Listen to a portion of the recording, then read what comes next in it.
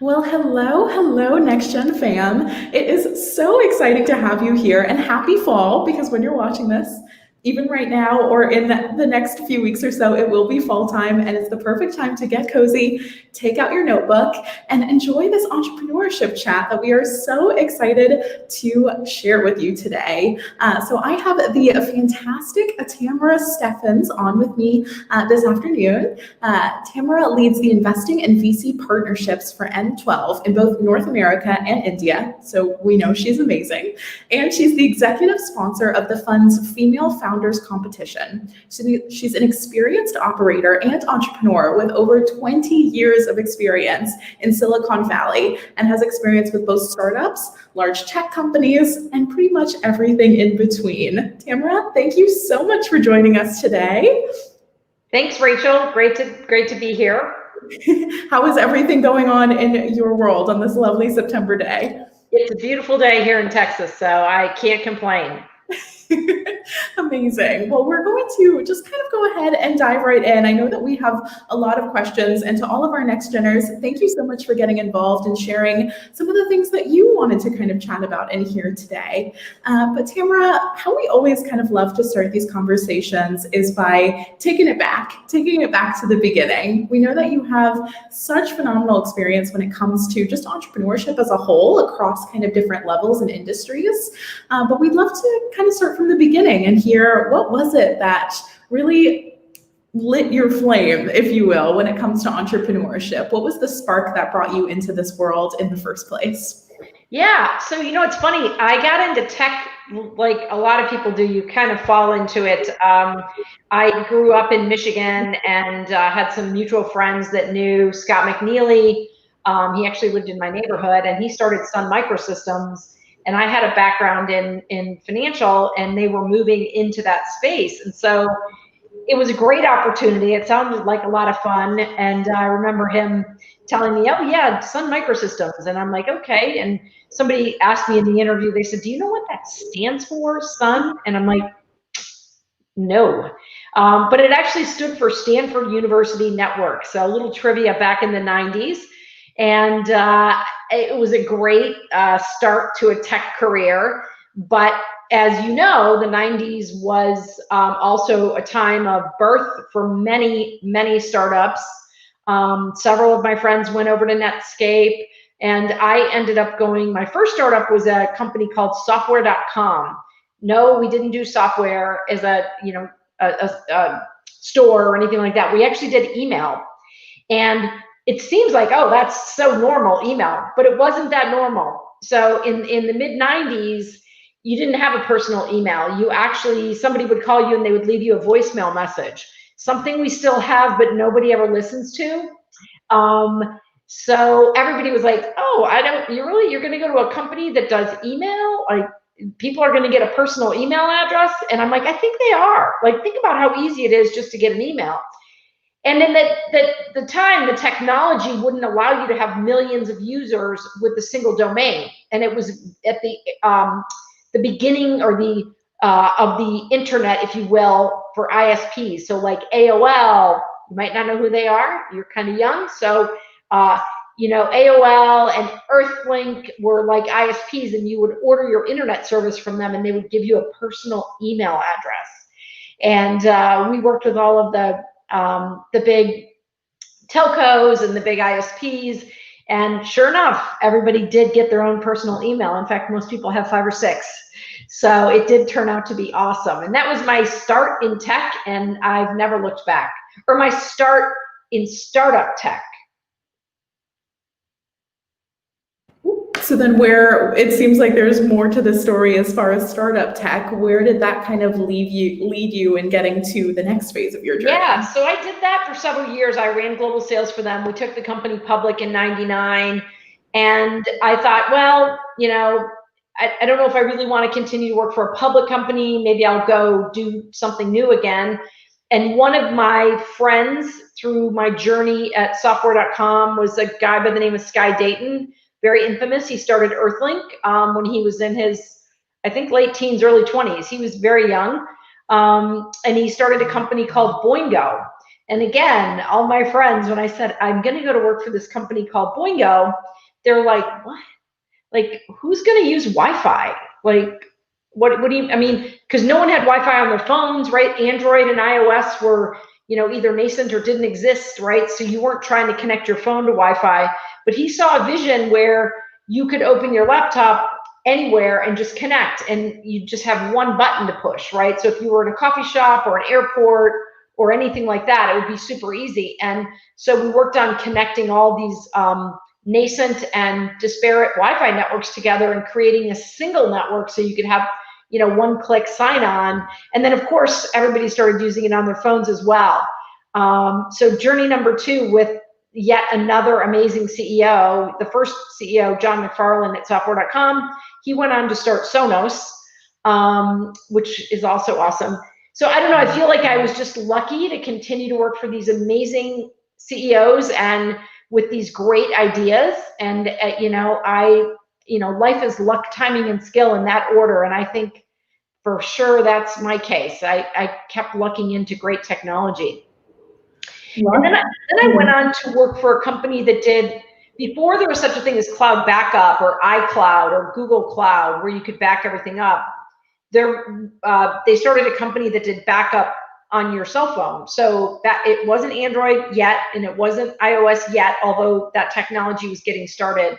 It was an operating system called Brew. That's what most people had. Your Motorola flip phone was a Brew phone. But most people dropped their phones, either ran them over or dropped them in the toilet. And then all your stuff was gone. And you were like, oh my God, everything that's on my phone, all my contacts. And so Verizon worked with this company, Fusion One, and they created the first cloud backup. And so when you went into a Verizon store to get a new phone, it would have everything on it. You could just walk in, give them your name, your phone number, they'd hand you a phone, and all of your contacts, everything was on it. And everybody was like, this is great. And, they charged $1 a month, which sounded super reasonable. And so, I like to say email before email was a thing, Wi-Fi before anybody knew what it was, cloud backup before it ever existed. I tended to fall into these technologies that were really early, and I loved it. I mean, I thought the fun of it was to figure out, how to get growth and, move the company forward. And I focused mostly on biz dev and sales. So I was more what they would call now the chief revenue officer or chief commercial officer, but really fun. The whole journey has been amazing. Amazing. So it seems like you went from being a powerful woman in the startup tech world, and then venture capital made its way to you. So you seem to definitely be an individual who makes waves wherever you go and kind of makes some really strong impressions on people, which I love. Where did the venture capital side of this kind of come to play? Yeah, well, my last startup was yet another email startup. And the guys actually from my first journey at software.com, a couple of them, we put the band back together, as they say, and they created a mobile email client for both iOS and Android, of which people don't realize this, but Microsoft did not have a mobile client for Outlook. And so this was slightly before Satya took over. We still had a Windows phone. Now I think those are in the some sort of archive, in some sort of museum, I believe. They've already made it there. But they ended up buying, the company was called Acompli, and they bought the company, all 11 of us, and I ended up at Microsoft.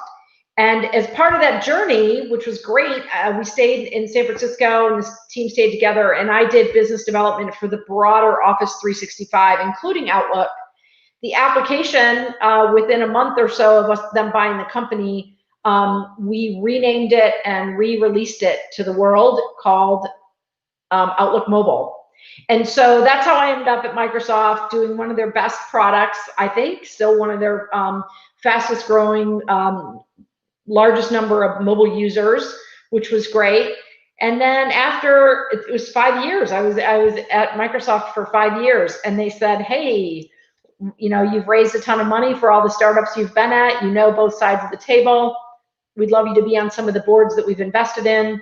So I went over to Microsoft Ventures, which is actually called M12.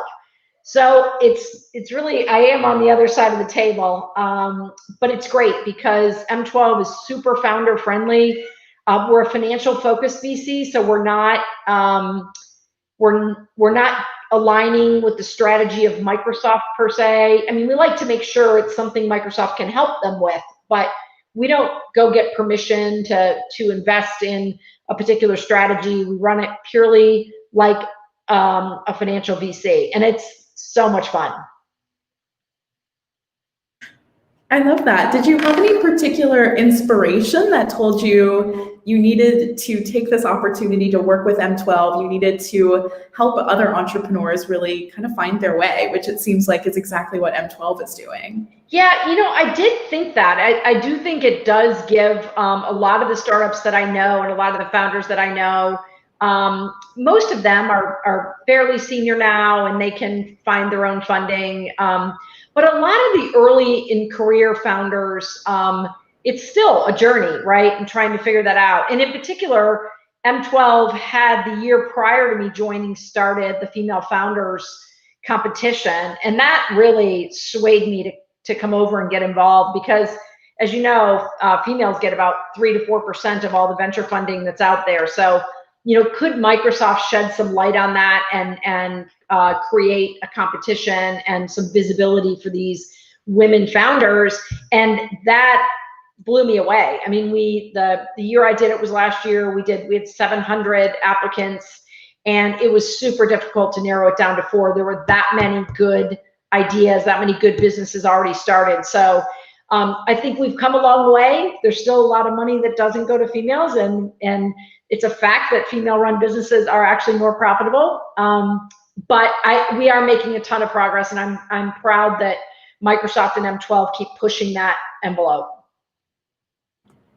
How do you feel as though your particular place within M12 and the role that you're playing, how are you kind of making capital access more accessible to individuals? Because like you're saying there, we know that not only is there less money going to female entrepreneurs, but diverse entrepreneurs as well. So what do you feel like you're really kind of strong in leading any of the charge and making this just more wholly accessible for individuals? Yeah, I think Microsoft as a whole is really, really leaning in on that and trying to help. It's a long journey. It's not something where we're going to do a couple of things and it's going to make a big dent. It's going to be years in the making, very much like what we've been doing with female founders. We've gotten involved in the Black and Brown Founder Initiative and are trying to really lean in there and do not only mentorship, but trying to work through some ways to do funding in that community as well. It'll be slightly different than what we do on the female founders side, but we're constantly trying to evolve and use Microsoft's not only our big advantage in the market, but also we do have a financial advantage as well that we think we can lean in and really help. It's a company who's made diversity one of their core priorities for several years. We publish a diversity report every year, which I think is really important, and it's gotten a lot of other big companies to think about that as well. And now if we can just push it down, M12 is small. We're 25 people, right? We're a small fund in the grand scheme of things. But if we can help new founders, it's great, and it's so much fun. I love that. And it seems as though you use, in particular, kind of focusing on the female founders competition, it seems as though you use that as a way to source investments, to see what kind of companies are out there, what entrepreneurs are up to. Are there other situations or scenarios that M12 is doing in order to really kind of source these deals and see what's going on in the world of entrepreneurship? Yeah, I mean, we work really closely. We have another organization that's kind of adjacent to M12 called Microsoft for Startups. And that any startup can, apply to get Azure storage and credits for Office 365 and engineering help. And it's fantastic. So a lot of the startups will come to Microsoft for help just out of the gate. And and we work with them quite a bit to do top of funnel, what we call sourcing, right? Meeting some new entrepreneurs. We don't do a lot of seed stage funding. We lean in on Series A, but we do have great relationships with all the, big seed funds in the Valley and elsewhere in the States, at least on my team. And we try to, get in early so that we can help them not only with Microsoft, but with their overall business. I love that. For all of our next geners listening, get in there early, start doing what you need to, go see all of the things that Microsoft has for startups, and when you're a little bit further on into your Series A as well. Yeah, exactly. We'll get you in the beginning, we'll get you in the middle, and hopefully we'll take you to the finish line. I love that. As far as in your day-to-day, I'd love to ask you, is there a particular moment, or maybe it was even working with a particular company when M12 decided to kind of dive in and help invest in their company? Was there a big moment where you had with yourself and you're just like, wow, this is what I get to do. I get to help these companies find their way and build their path. Is there kind of a moment of self-reflection that stands out to you? Yeah, I mean, it's almost every day. We haven't announced it yet, but there's a small startup, 4 guys. They really started this idea literally in their college dorm room. They've been working on it for a year and a half. They got some initial seed funding. And I just am blown away by how far they've gotten with so little resources. So we're going to help them on the next phase of their journey. We'll announce that soon. But I remember when I met with them, I was like, wow, this is like, when we started Acompli, right? And we had no users, right? And these guys just really knew how to get their product out there, how to get testing, how to get beta users. Super impressed. And I'm excited. I'm excited we're going to do that. That's much a very early stage. And then, this week I've been meeting with, and actually just before this, sent a term sheet to a company that is made a small pivot. They started out with this really cool product doing analytics. And there are so many competitors in that they built this amazing no-code tool product, if you will, and have, in the last 18 months, the revenue is skyrocketing. And so it showed me that these guys were really resilient because they started with something, it was good, not great. And they said, you know what, we want to be great. And they pivoted the company while they still had some early stage funding, and now they're just knocking it out of the park. So I love seeing that. I love seeing when people understand how to pivot, because you start a company early on, maybe it's great, maybe you need to make some changes. If you know how to make those changes, that shows huge resilience. I feel like resiliency just as a whole is something that any entrepreneur who's in it to win it really needs to have, because there are so many situations that come at you that you have to deal with. But if you're resilient to what you know to be true and following through on that, that's what will get them past all of the humps. Totally agree.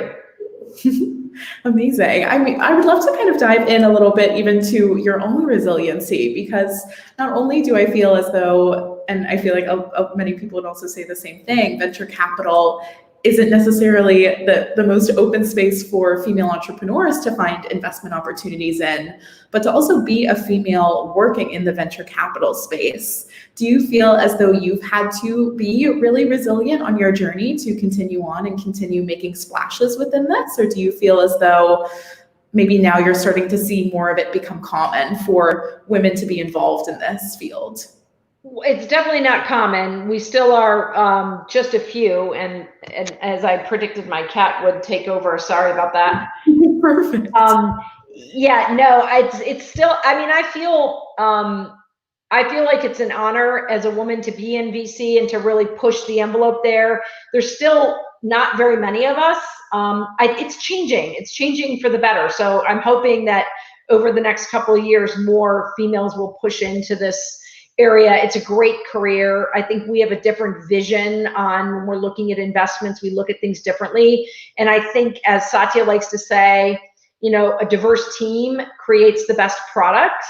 It's the same thing in venture. A diverse team will pick the best investments, because most products that people are trying to sell or raise money for are global, right? And there are many types of users for those products, particularly in the consumer space, but also in the enterprise space. So, having a diverse team is definitely going to make you pick better investments, that's for sure. And I would love to see more women push into this area as a career, because it's really a lot of fun. Absolutely. Diversity is becoming more and more important, it seems, with every passing day, to make sure that everyone is being heard, is being understood, and having a place to really kind of make an impact, no matter what industry, what product, what company it really is. Totally agree. And I think it's improving, not fast enough, but we have made some strides in the right direction, and let's just keep hoping we move in the right direction. Absolutely. Hoping and calling upon the young entrepreneurs who will be watching this to help also make those splashes and that impact. Yeah. As far as the diverse team that you mentioned over at M12, and I know you'd said you're small at 25, which I don't think is that small, by the way, so I think that's fantastic. I know that you have a leadership position within kind of M12 as a whole. I'd love to dive in a little bit there and ask, what lessons, maybe there's one or two that really stand out to you as far as leadership that you've encountered, kind of working with M12 and learning what it means to manage and lead a diverse team and help working with so many individuals. Is there anything that kind of stands out for you? Yeah, I mean, I think as a whole, having been in the tech industry now, 20 plus years, I am past the point where I need to, make a name for myself or take career steps. And so I feel like it's my duty and I feel privileged to be able to help earlier in career talent, both investors and business development people that want to come into both Microsoft and into the venture fund. How can I help them? Because that's where I am in my career. It's my time to pay it back, pay it forward, however you want to frame it. And that's the best part of the job. Like, we hire a lot of early in career talent, and I see them picking the best investments. They have the newest ideas, and it is joy every day to be able to work with such talented early in career talent. And I love that about Microsoft as a whole. I think we do a good job of bringing in younger talent, and it makes the job 10 times as fun. Do you feel as though you learn as much from them as they learn from you in this whole process? I learn more. The way they approach things, right? You have to remember, I mean, I remember my daughter, she just graduated from university in December of this past year, 2019. And we were talking about how, you'd go out and they make their decision at the very last minute, and they would all text each other or call each other. It would be like 1 minute before they were deciding where to go. And she goes, well, how did you guys do that? And I go, we had telephones, they were on the wall. Somebody would call you. And she goes, but then you really can't change your mind, can you? And I'm like, no, we just did the same thing every week. Tuesday we went to Schuler's, Wednesday we went to Julie's, Thursday we went here. We just kept the schedule the same. It was very easy, no stress. And she was like, yeah, we have to be able to decide on the fly. And so I do laugh because, I still tap text, with one finger. So generationally, they know that's a problem. They make fun of me. But so I learn from them every day, the way they approach things from a technology perspective, from a just open eyes, and their friends are also entrepreneurs. So it's just refreshing. They're awesome. How would you encourage someone, and speaking kind of to our audience members directly, a lot of them do have companies that they've built. They have probably much smaller teams than 25. Some of them have larger teams as well. But how would you encourage a founder or a co-founder pair at a company a little bit younger to be able to always keep open-minded, to rather than kind of close themselves off to the vision of this company that they have, to open themselves up to maybe what a team member is encouraging that they try to do, or the other lessons that kind of happen along the way? Yeah, I think the most important thing is to be able to listen, and not just listen, but hear, right? Like, so as you're starting a company, whether it's 2 of you, 4 of you, 10 of you, you know, those people, you brought those people on and they're part of your team or part of your founding team because you had this vision, you have this idea. It's going to change as you move, right? It's going to change. And the best products and the most success come out of a team that is incredibly collaborative. And the only way you can be collaborative is if you truly listen, right? Yes, I think you have to have leadership, but in smaller companies, while leadership is important, it's not nearly as important as listening and collaborating so that the end product is successful and everybody feels like they're on the same journey and they all want to succeed. Everybody needs to be part of the success train. So even infusing that notion into the very culture of the company itself, so that way you're always enveloped in this environment that is collaborative and focused on listening, not always focused on talking. Yep. And I think transparency is really key. There's going to be bumps along the way.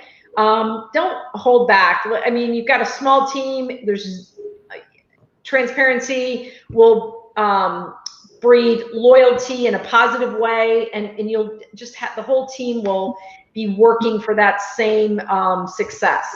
So transparency is really important. And you know, this year, even more important, I've noticed, you know, I think it's really important to be empathetic.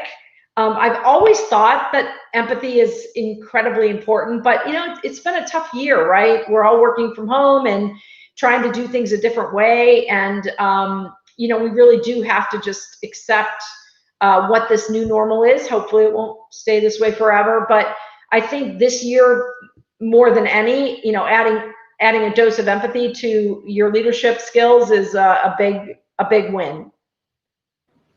So empathy, transparency, and collaboration seem like the big 3 key things here. That's what I think. I love that. And I'm sure you've been able to infuse that into M12's culture as well, in the position that you're in and working with so many different team members with vast experiences behind them. Yeah, and you know, I along with collaboration and what we were just talking about too, I really try to make sure that the team gets visibility and exposure, right? And they're really doing the deals, right? It doesn't need to be me, right? So that they're getting that experience and that opportunity to do the next big thing, whatever it is, right? Stay at M12, go somewhere else in Microsoft, leave and go to another venture fund, whatever their career journey is. I'd love to make sure that I was a positive part of that and I was part of their success, right? And pushing them to really, you know, stretch themselves to the next career ladder, next rung in the career ladder, if you will.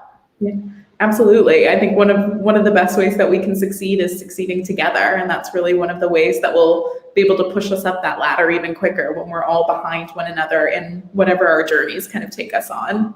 Totally agree.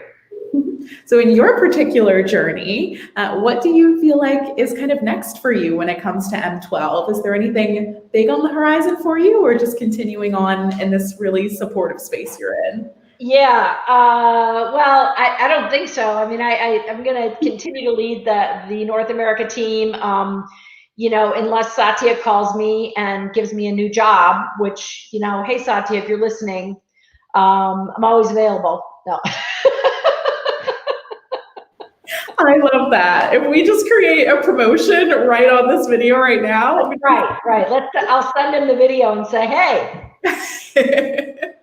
I love that. Amazing. Well, you are doing such fantastic work at M12 already, so we're so excited to see kind of what continues to come next for you, and in particular, what resources and what mentorship that you are offering to so many entrepreneurs that you touch, including with this video. Yeah, and I like I said, it's probably the best job I've had. I mean, I do love startups and leading biz dev. Don't get me wrong. That is, it brought equal joy, but this has been a nice change, and it's been a great way to meet a ton of entrepreneurs and founders and, find the next big thing. I love that. And you know what? On that note, speaking of the next big thing, I'm a little bit biased. I think all of our next geners in our community are gonna build the next big thing, and they're gonna come to you. But we've been able to get some questions from them that they'd love to kind of ask you about and get your take on. So if you don't mind, I have a couple questions more to throw at you. Sounds great. Amazing. So I'm going to read this directly off so I don't mess up any of the words. Since corporate VCs often invest in companies that are within their line of business, do you generally have some interest in acquiring these companies later down the line if the company is executed upon well and showing a lot of growth? Yeah, so there's really what I consider two types of corporate VCs. One is strategic and one is financial.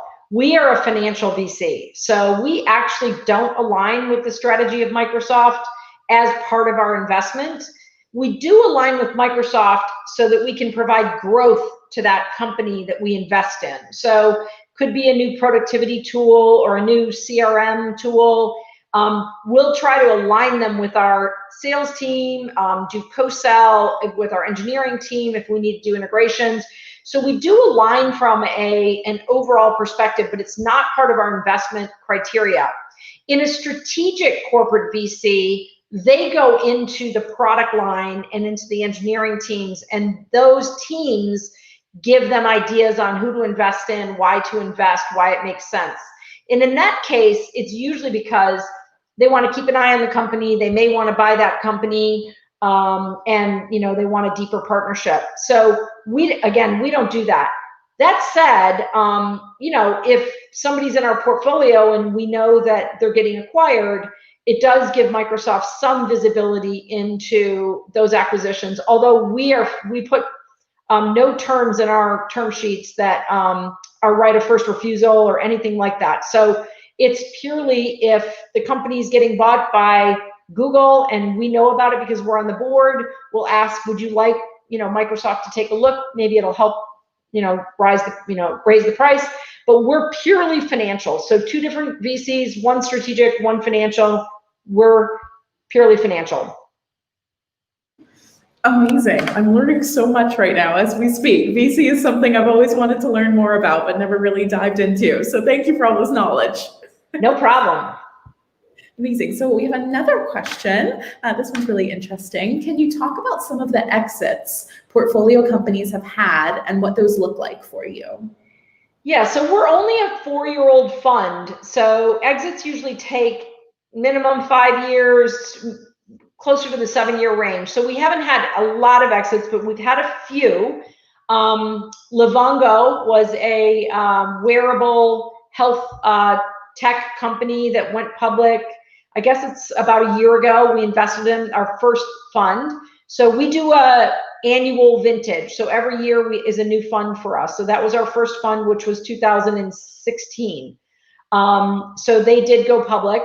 And then we also at that time invested in Kahoot, which was an ed tech company that has now is selling to corporations, quite large European company, but very popular in the United States. They're public on a European exchange. And then another one is Cloud Simple, actually got bought by Google, was a big partner of Microsoft as well. So we certainly took a look at that when they got acquired. So those are three examples. So in the grand scheme of things, our first vintage fund is doing fantastic. And because even though it's only been 4 years, we've had, a few exits already. And I feel confident that the next couple of years, we've made some amazing investments as well. When a company exits, do you continue to work with them in some sort of kind of mentoring resource relationship, or once they exit, that's kind of the pause on the relationship? It's usually the pause on the relationship. On occasion, they can pull some of their board members if it's a public company into their public board. But as a general rule, as a venture investor, when they exit, that's the end of the relationship. I mean, not the friendship or the actual relationship, but the the legal relationship and the ownership is gone. Gotcha. The networks we create are always alive with us. That's correct. Amazing. And we have one more question for you. I love this one. I'm so excited to get your response to this. With your vast wealth of knowledge and experience working at the intersection of startups and corporate innovation, how would you approach your role differently today if you could reset your career and start from scratch as a totally new VC? Wow. Well, I don't know that I would change much. I will say this. I really, really like seed funds. I love that there's so many good ones. I can't even name all the good ones that are out there, but the investors that are willing to invest in a company before it really has any product, any users, just based on an idea and, really smart founders, that's hard. That is, you are really throwing a dart at a dartboard, but I do love that. And I like, if I was to lean in, I'd probably focus way more on seed, just because I personally think that's fun. It's a lot riskier, but I like that. Now, like I said, we do early stage, we do lean in quite early, but as Microsoft, we wait until they're a little bit, just a little bit further along. Not years, but at least they've got their product working per se. So we wait until that point. But I would probably just do all seed if it was up to me. So if we ever see you start your own VC, we can imagine that it's going to be all seed stage. It would be, yeah. Amazing. Well, I know we're getting very close to time on this, so we want to just introduce one more section to our chat today, Tamara, and guide you through a NextGen HQ tradition with some rapid fire questions. So these are just get to know you a little bit more as a person, as an entrepreneur, all of that. So are you ready? I'm ready. What's a book you'd recommend to others? Oof. I think I have one right here. I just read it. It's called Brag Better. It was a book written by Meredith Feynman that teaches women how to bring up what's good about themselves and make sure they're mentioning it so people don't forget, because women don't say enough about their success. So, and it's new. I have a lot of great books that I've read, but I love this one. I'm definitely going to read that one. I feel like I could use the encouragement from that book, actually. What is one mindfulness habit that you have? I like to do at least 1 to 2 walking meetings a day where I've read the proposal or looked at the deck from particularly a founder, and then spend that time not looking at a screen and really listening. It really helps me understand their vision and their strategy. I tend to find my focus while walking, if I've read the material ahead of time, to be much better. And COVID made that happen. And I feel like it's something I'm going to keep doing even after COVID. I love that. That's a great tip to have.